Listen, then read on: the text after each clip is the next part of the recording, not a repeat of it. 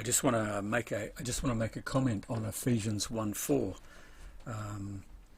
I I'm aware of the fact that when we think about God making a choice that was from eternity in the past for us, and he chose back then that we would be in Christ and that we would be His and that we would be before Him. We can look at that sometimes and go, I don't get that. I don't get how God could do that. We're so familiar with making choices that are flim-flammy. We're so used to the experience of having thoughts in our heads and having feelings and half-baked commitments. We're so used to having them roll around our head and become a confused mess, or making certain decisions that we just renege on later. And we're used to that in our whole experience. If you think about making decisions, our ideas of our own decisions and what decisions even are either relatively wishy-washy or just as stubborn as heck. In other words, there's something bad about our decisions sometimes, when we can be so stubborn that that it's a really negative thing sometimes. But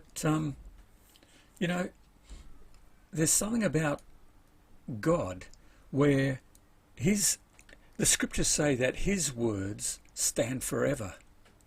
And we're not used to that. We're used to having ideas that have to grow, and sometimes we change our mind, and sometimes we commit, and then we renege, and things last 5 minutes sometimes, and we make all sorts of resolutions, but God is very different from that. He is not like us. His thoughts are not our thoughts, the scriptures say. His word stands forever. Now we need to really take hold of that God is someone who, when He says something or makes a promise or makes a commitment, it stands, and it just keeps standing, and nothing can come against it, and it just travels and travels and travels and travels and travels and never wears out. And the scriptures say that heaven and earth may pass away, but that His word will never pass away. So that's the first thing I would say about God's choosing us from before the foundation of the world. But the second thing is this. We can sometimes think, what kind of a choice is this that God would choose me? And the first thing we do sometimes is look at ourselves to try and dredge up something that's worth choosing. And if you're like me, sometimes I look at myself and I go, oh my goodness, I am so compromised.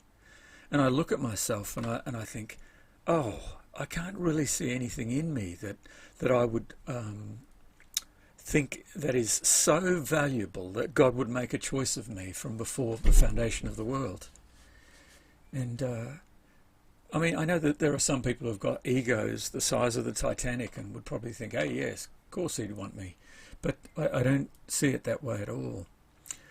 It's not because we're unique. Sometimes, we're given these little pep talks about how valuable we are to God because we're so special.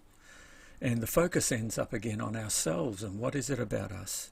Now, I know that God has made us uniquely, in the sense that He has made us uniquely for His unique purpose in relation to Himself.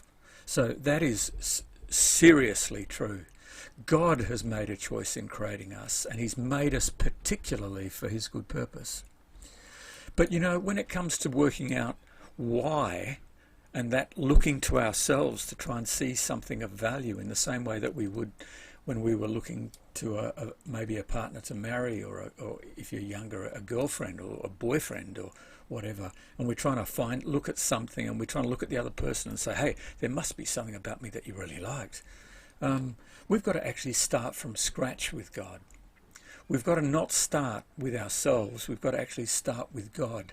There is something in the heart and the mind of God that has resulted in us, in Him, creating us and choosing us from before the foundation of the world, and choosing us, making a choice that had us all wrapped up with His Son and in His life intimately.